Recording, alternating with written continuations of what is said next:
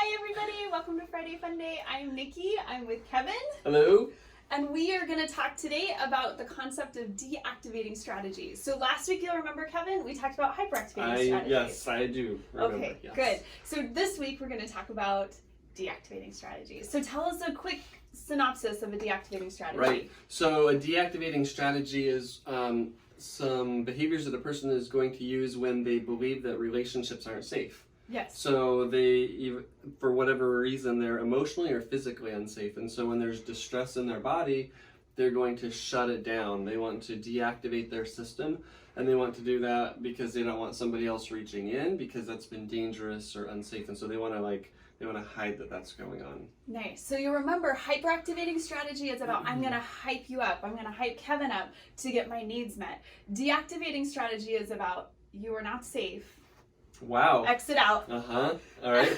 So I got to shut my body down. And we do this in a number of ways. So we can use substances. So we call those self-destructing behaviors, right? Yep. Eating disorders, self-harm, any of those things that will turn that natural biological system of distress off.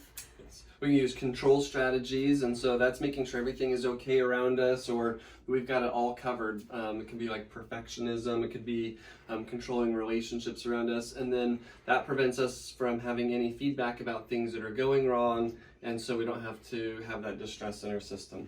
And the last one can be avoidance. We just flat out ignore or pretend that it's not there.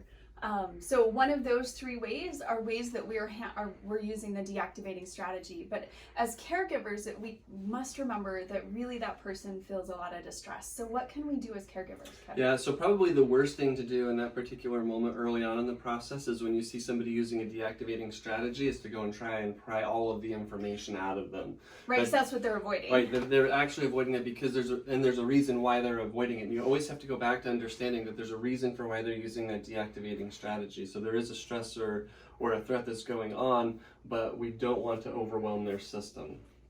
So what we can do is just sit with them. We call it sitting in the dark. So being willing to stay with somebody in their pain without trying to fix it or solve it, but just offering our emotional support in the moment. Right, and they're going to have to begin to learn that a person is trustworthy. That's the work of the person using the deactivating strategy, so they can begin to open up and be able to get their needs met in healthier ways. Nice. So remember, caregivers, you're going to want to jump in, you're going to want to fix it, you're going to want to prod and pull them out, and all you're going to do is push them farther and farther away. Right?